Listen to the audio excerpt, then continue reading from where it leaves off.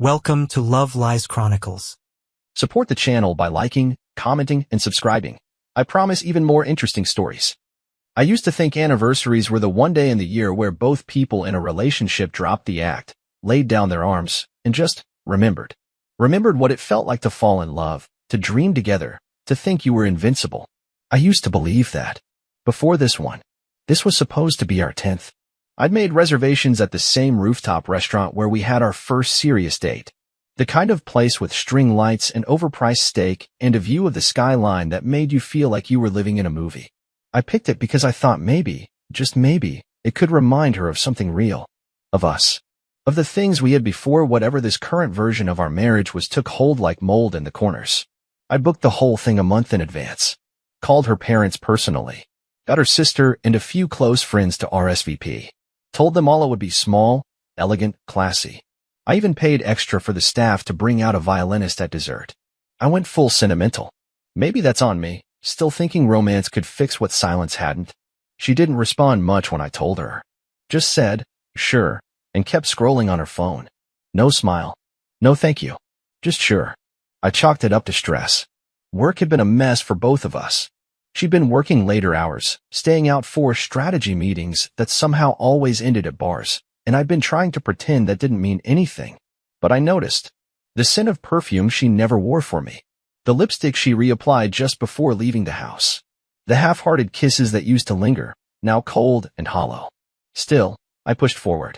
That evening, I got dressed early. Shaved twice.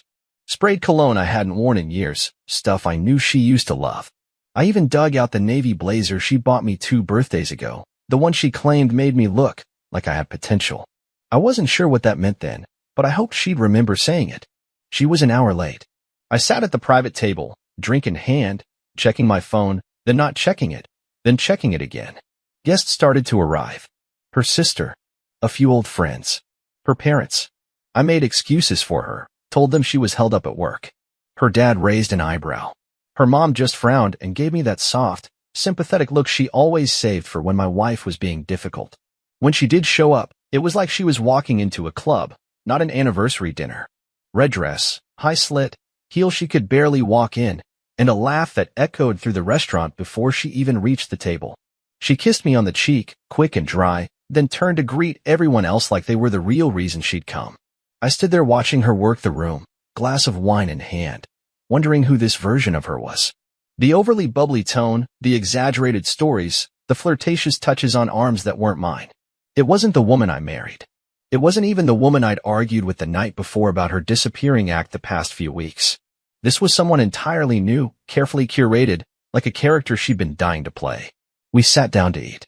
The meal was incredible, at least from what I could taste between the awkward silences and her passive-aggressive jabs. She told a story about the time I backed into a dumpster during a road trip, playing it up like I was some bumbling sitcom husband. Got a few chuckles. I laughed too, though mine was tight and tired. Then she pivoted seamlessly into a joke about how I still couldn't figure out the espresso machine she bought me for Christmas. He needs YouTube tutorials just to make coffee, she said, smirking at her wine glass. Imagine relying on him for anything more complicated. Her dad cleared his throat. Her mom looked down. I smiled again, wider this time. Not because it was funny, but because I could already see where she was going. I recognized the setup. And I realized, for the first time, that she didn't just want distance from me. She wanted me small, diminished, mocked. She wanted an audience for it. And she was about to get one. But not the way she thought. Dinner went on in the same vein for a while, her tossing out little barbs wrapped in jokes, me letting them land like raindrops on stone. I could feel eyes glancing my way after every comment, people checking to see if I was laughing along or silently dying inside. Maybe some thought I was taking it well. Maybe some thought I was used to it. But what really stuck with me wasn't her performance. It was the slow, dawning realization in the faces around the table. Her father's lips pursed tighter with every insult. Her mother barely touched her food. Even her sister, who normally had no problem joining in on teasing, looked downright uncomfortable. But Claire didn't stop. No, she was too far into it now. She was glowing in the attention, sipping her wine like it was liquid courage, stretching every story to fit her narrative of me, the lovable loser husband. Inept, emotionally dependent, too nice for his own good. The kind of guy she just had to carry through life like some dull briefcase she couldn't seem to lose. I mean, she said, turning to her best friend across the table, you remember how he cried watching that dumb insurance commercial? The one with the puppy in the rain? I swear, it's like I'm married to a Hallmark card. She actually leaned back in her chair and gave herself a little applause for that one. That was it. I didn't slam my hand on the table. I didn't raise my voice. I just smiled, calm, deliberate, almost pleasant. Then I stood up, slowly, and reached into my jacket pocket.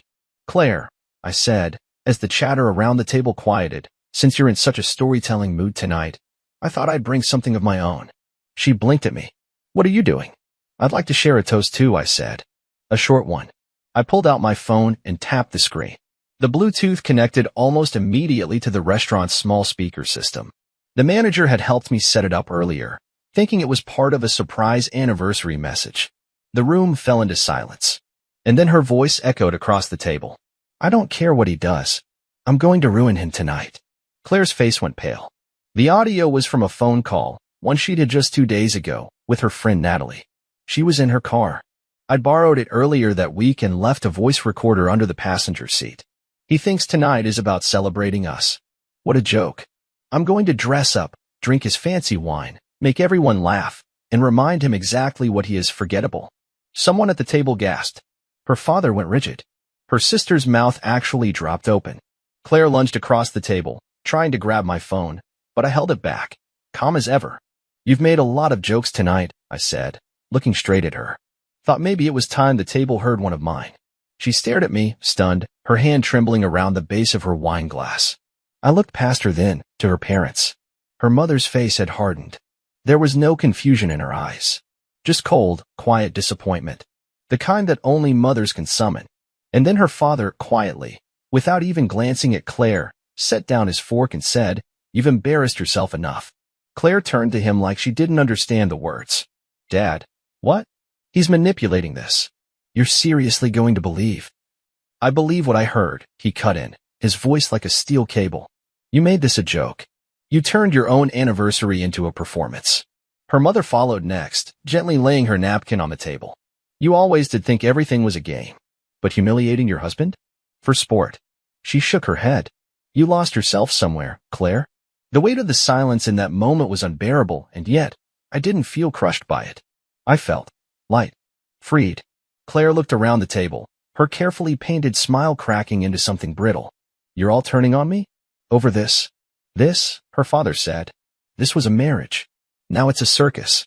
She stood up abruptly, knocking over her glass. It shattered against the floor with a sharp crack. I didn't flinch. She looked at me, eyes filled with disbelief. But I saw it, the flicker of panic behind her fury. She'd miscalculated. For once, her charm didn't buy her immunity, and she knew it. I turned back to the table, took a slow sip of my drink, and sat down. Dinner's on me, by the way, I said, smiling at the guests. Happy anniversary. She didn't leave right away. After the glass shattered, Claire stood there like the whole world had tilted beneath her, and she couldn't find the balance point. Her hand hovered by her side, twitching slightly. Her eyes darted between faces, scanning for an ally, anyone who might throw her a lifeline. None came. The server, clearly rattled, stepped forward to clean up the broken glass. I caught his eye and gave a small nod. He hesitated, then continued quietly, respectfully. The table remained silent, save for the occasional clink of cutlery and shifting chairs. Claire's sister finally spoke. You know, I thought you were just going through something, Claire. A rough patch. But that audio? That was cruel. Claire turned to her like she'd been slapped. It was a joke. It wasn't meant seriously. Her sister stared at her like she didn't recognize the person in front of her. Then why did it sound like you meant it? Claire scoffed. You're all acting like he's some kind of victim. Do you know how boring it is being married to a man who never changes? Who's content just being nice? Who doesn't fight, or argue, or make things passionate? Her mother stood up then, pushing her chair back gently but firmly. That's not marriage, Claire. That's theater. You wanted fireworks, and when you didn't get them, you lit the match yourself on your own home. Claire looked at her like a petulant teenager being scolded, but there was no comeback this time. Just quiet fury. Her lips parted, but nothing came out. Then, without a word, she turned and walked away from the table. Not a dramatic exit, just gone. Like she realized she'd already lost the room, and clinging to it would only make it worse. But the room didn't settle, because that wasn't the end of it. Her mother looked down at the table for a long moment, then glanced at me. "There's more you should know," she said softly. Everyone turned to her, confused. She looked over at her husband, Claire's father, and he gave a small nod. "I wasn't going to say anything," she said. "I told myself it wasn't my place, that you were both adults. But now, after this," she sighed and turned her eyes to me, and I'll never forget the pity in her gaze. "She's been seeing someone," she said. My stomach dropped. Her father added quietly, "We found out 2 months ago. A man from her office. She told us it was over, that it never got serious. But after seeing how she spoke tonight, I don't think she ever stopped." I didn't respond right away. I couldn't. My face didn't change. I just sat there, letting their words wash over me like cold water over a burn. Not shocked, just hollowed out. "She asked me not to tell you," her mother continued. "Said you'd overreact. Said you weren't built for confrontation. But I see now she was just trying to control the narrative." There it was. The double deception. Not just from Claire, but from her family, too. People I had trusted. Her mother, who used to hug me like a son. Her father, who used to say I brought balance to Claire's impulsiveness. They didn't mean to betray me. I could tell that. But they had. They knew. And they said nothing. For weeks. And Claire had taken that silence and spun it into protection. I stood up slowly. The table looked up at me with a mix of guilt, sympathy, and something close to fear. "I appreciate your honesty," I said. "And I don't hold it against you. But I paused. I just wish someone had said something sooner. Before she turned our marriage into a punchline." Her mother nodded, looking ashamed. Her father, ever the quiet man, gave a small but meaningful, "You didn't deserve this." No, I didn't. I looked around the table, then back toward the entrance where Claire had walked out. She hadn't even tried to apologize. Not once. Just deflected, blamed, and vanished when things didn't go her way. It wasn't just that she'd cheated. It was that she'd humiliated me, mocked me for trusting her, weaponized our anniversary, and she'd done it knowing her parents had already seen behind the curtain. And I realized something right then, something sharp and unflinching. She hadn't lost control. She'd never had it. She just thought she did. I didn't go after her. When Claire stormed out of the restaurant, I let her. Not out of spite. Not because I didn't have words left to throw. But because silence, I've learned, can be a far crueler mirror than shouting ever could be.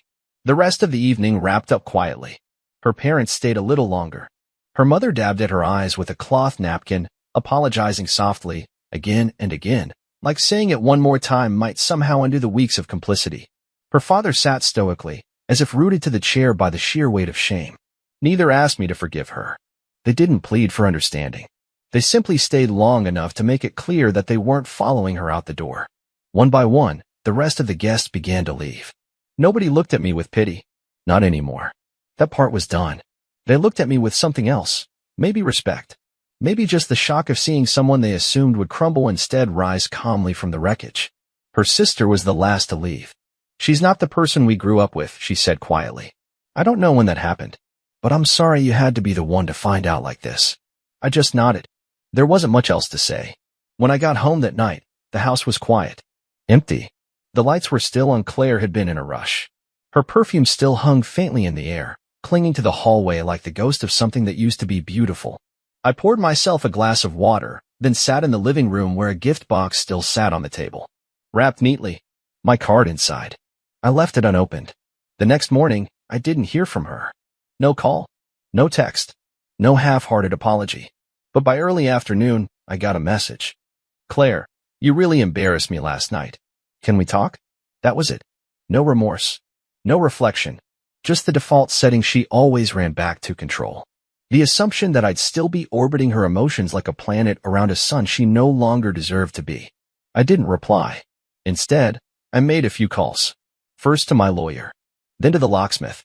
Then quietly to her parents. Her father picked up on the second ring. "Just wanted you to hear it from me," I said. "I'll be filing. I'm not dragging this out." There was a pause. Then, "You're doing the right thing." The next 3 days were a blur of logistics, bank statements, account freezes, separating assets.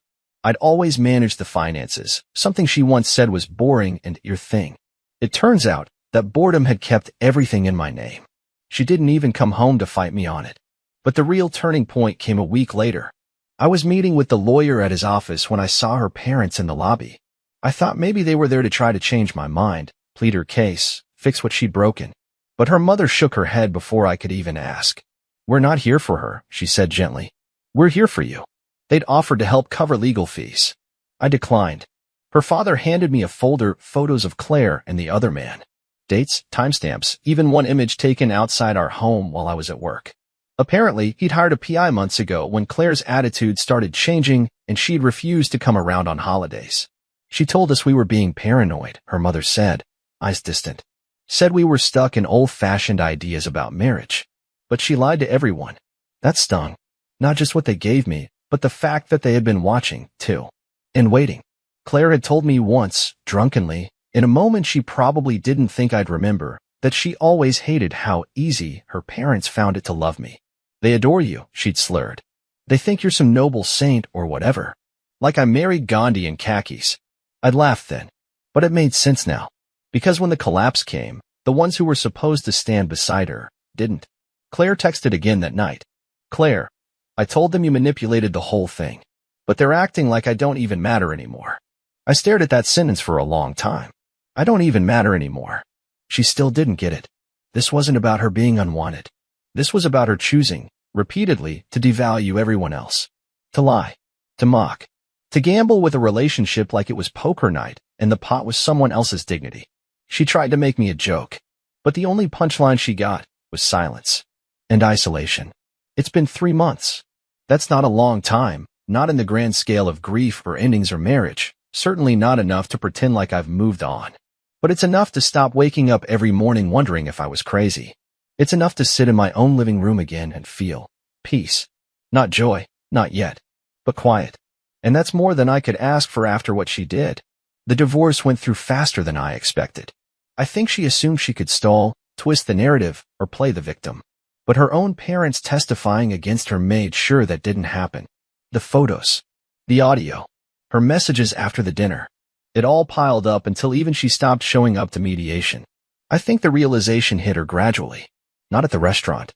Not even the next day. But slowly, like water leaking under a door until it soaks everything, she lost control of the story. For someone like Claire, that's worse than losing the marriage. She didn't care about me. She cared about perception. Applause. Appearances. The friends who were at that dinner? None of them called her afterward. I didn't ask them to cut ties. They just didn't want to be involved with that kind of cruelty. Even her sister backed away. One of them told me, in passing, it's like she set fire to the whole bridge just to prove she could stand on the ashes. I don't hate her. I thought I would. But the truth is, I feel nothing. That's the part she never saw coming.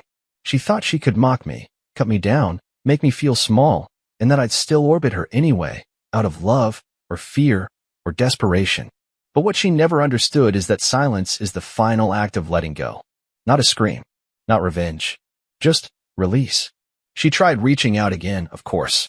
More texts. A letter this time. Handwritten. Full of the usual deflections. I was drunk. I felt unseen. You never fought for me. The kind of language that sounds introspective until you realize it's just camouflage, for I refused to take responsibility. I didn't respond. I didn't even finish the letter. I've learned something about people like her. They don't miss you. They miss the version of themselves they could be while standing next to you. The adoration. The safety. The backdrop of your loyalty. Without that, they flail. She moved out of state last I heard. New job. New place. Maybe a new man, though I wouldn't bet on that lasting. Her mother told me she's staying with a cousin. She doesn't talk to either of her parents anymore.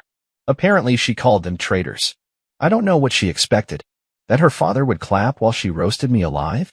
That her mother would nod along like we were all actors in her comedy sketch? No. They loved her. But they chose respect over enabling. And for that, I will always be grateful. I still think about the dinner sometimes. The exact second when her smile started to crack. That moment when she realized the room wasn't laughing with her.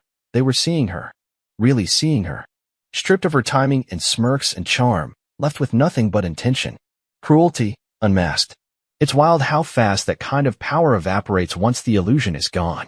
But that look on her face? Yeah, I'll remember it. Because in that split second, it wasn't just that she'd humiliated herself. It was that for the first time, she understood she was never untouchable. Dear listeners, please share your thoughts in the comments, and do not forget to like, share, and subscribe to the channel.